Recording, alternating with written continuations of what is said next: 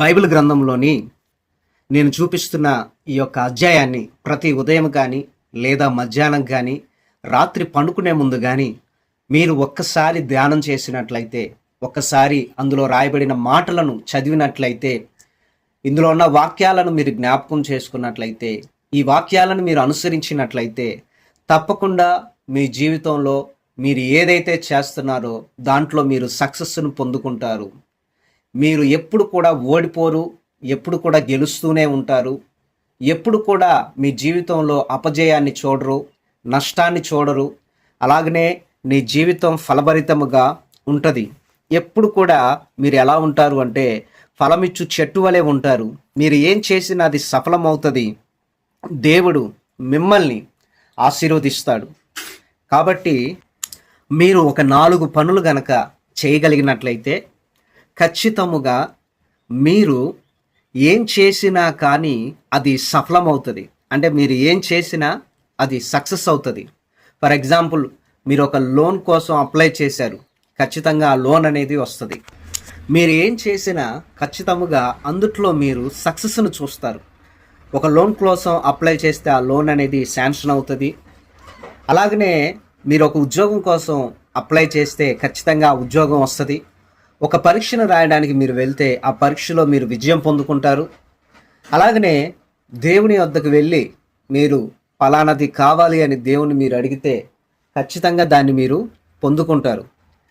కాబట్టి మీరు అనుదినం కూడా 4 పనులను మీరు చేయాలి. అలాగనే ప్రతిరోజు కూడా వీలున్నంత వరకు ఉదయకాలము కానీ, మధ్యాహ్నం కానీ, రాత్రి కానీ ఈ కీర్తన గ్రంథం 1వ అధ్యాయం 1 నుంచి 6 వచనాలను మీరు ధ్యానం చేసినట్లయితే మీ జీవితంలో మీరు ఏం చేసినా అది సఫలమవుతుంది. అది ఏమాత్రము కూడా విఫలం అవ్వదు. కాబట్టి ఇప్పుడు నేను మీతో చెప్తున్నాను, ఇంతవరకు మీరు ఏం చేసినా ఏది కలిసి రాలేదు, సఫలం అవ్వలేదు, అంతా అపజయాన్ని పొందుకున్నారు, విఫలం పొందుకున్నారు, నష్టపోయారు, నీ జీవితంలో శాపాన్ని రుచి చూస్తున్నావు.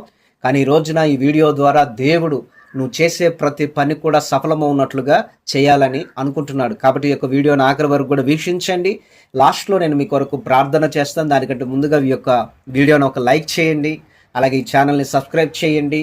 అలాగనే అనేకులకు కూడా షేర్ చేయండి. అలాగనే కామెంట్ చేయండి, నేను ఏం చేసినా సక్సెస్ అవుతుంది, నేను ఏం చేసినా సక్సెస్ అవుతానని చెప్పి కామెంట్ చేయండి. ఇప్పుడు బైబిల్ గ్రంథంలో నుండి కీర్తన గ్రంథము 1వ అధ్యాయము 1 నుంచి 6 వచనాలను మనము ధ్యానం చేసుకుందాం. చూడండి.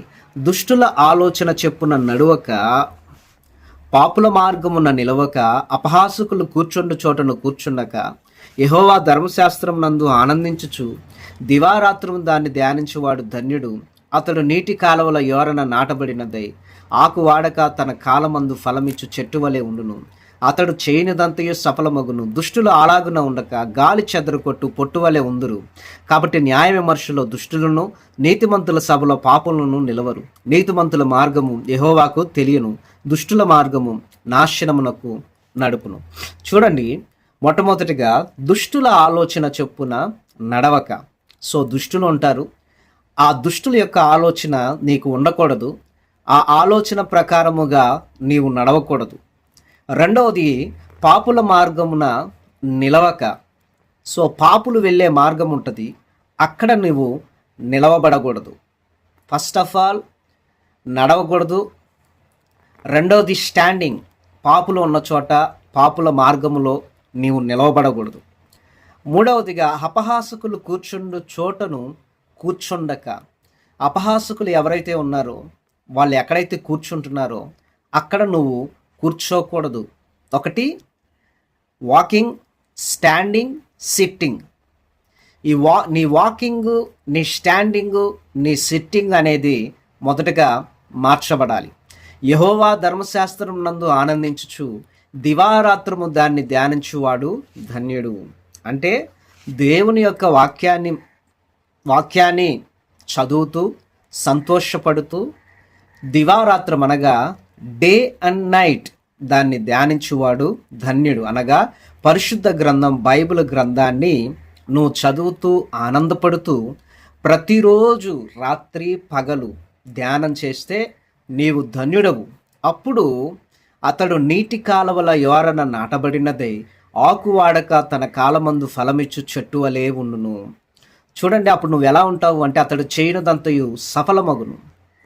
నీటి కాలువల అనగా పారుతున్న నీళ్ళ యొద్ద ఒక చెట్టు నాటబడినప్పుడు, ఒక మామిడి చెట్టు, ఒక కొబ్బరి చెట్టు, లేకపోతే ఏదైనా ఒక ఫలం ఇచ్చే చెట్టు ఒక నది యొద్దో లేకపోతే పారుతున్న కాలువల యొద్దో అది ఉంటే దాని యొక్క ఆకులు వాడిపోకుండా తన కాలమందు అంటే తన సీజన్ వచ్చినప్పుడు ఫలమిచ్చు చెట్టు వలె ఉండును.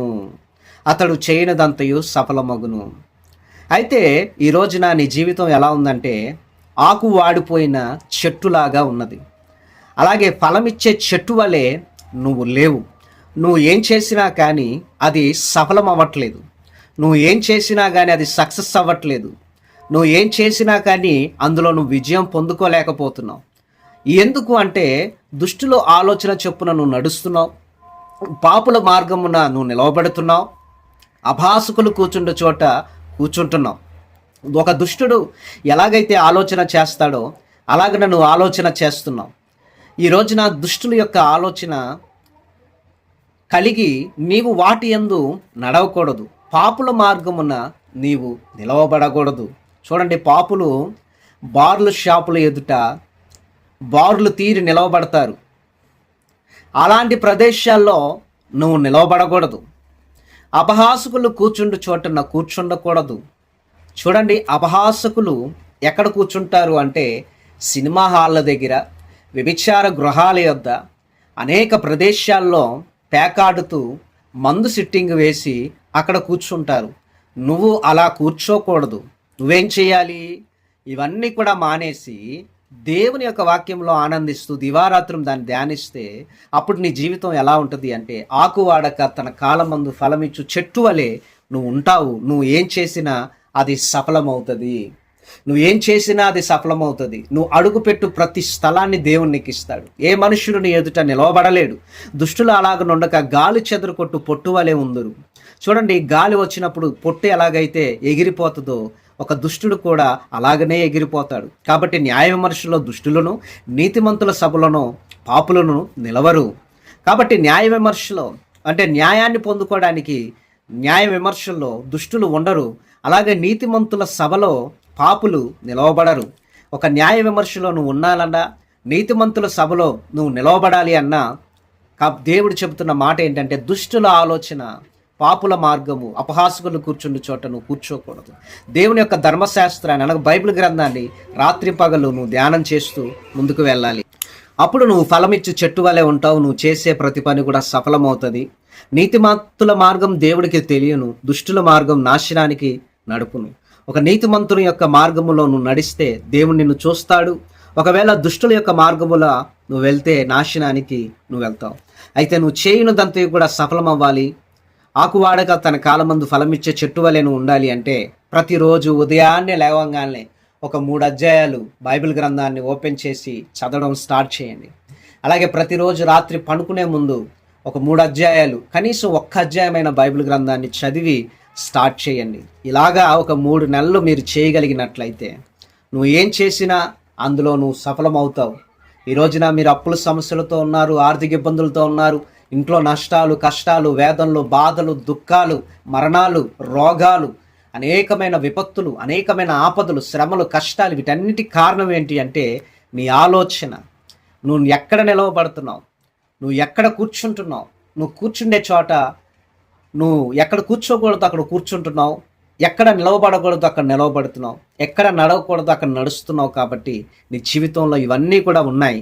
వాటన్నిటి నుండి ఈ రోజున మానివేసేసి దేవుని యొక్క వాక్యాన్ని ఉదయం సాయంత్రం చదివినట్లయితే నువ్వు చేసేదంతా కూడా సఫలమవుతుంది. నిన్ను దేవుడు ఆశీర్వదిస్తాడు. కాబట్టి ఈ సమయంలో నీ కొరకు ఒక చిన్న ప్రార్థన చేస్తాను. కళ్ళు మూసుకున్నాను. ప్రభువా, నీ బిడ్డను దీవించి ఆశీర్వదించండి. నీ బిడ్డ ఆలోచన మార్చబడాలా, నీ బిడ్డ యొక్క మార్గం అయా తండ్రి నీతిమంతుల మార్గంలో వెళ్ళడానికి సహాయం చేయండి. అపహాసకులు కూర్చున్న చోట కూర్చుండకుండా అయా నీ యొక్క వాక్యంలో ఆనందిస్తూ దివారాత్రం దాన్ని ధ్యానిస్తూ ముందుకు వెళ్ళడానికి సహాయం చేయండి. బిడ్డ చేసేదంతా సఫలమవడానికి సహాయం చేయండి. ఈ ప్రార్థనలో ఏకీభవించిన నీ కుమారుడు, నీ కుమార్తె అయా తన మనసును మార్చుకొని దీవించబడినట్లు కృప దయచేయమని యేసు నామములో అడుగుతున్నాం తండ్రి, ఆమేన్. ఈ యొక్క వీడియో మీకు నచ్చినట్లయితే ఒక లైక్ చేయండి, అనేకులు కూడా షేర్ చేయండి, కామెంట్ చేయండి. నేను చేయనుదంతా సఫలమగును అని హై పాయింట్స్ ఉంటాయి, హై పాయింట్స్ ఇవ్వండి. ప్రభు మిమ్మల్ని మీ కుటుంబాన్ని దీవించిన గాక. డిస్క్రిప్షన్లో నా నెంబర్ ఉంటుంది. ఏమన్నా ప్రార్థన అవసరతలు ఉంటే తెలియపరచండి. God bless.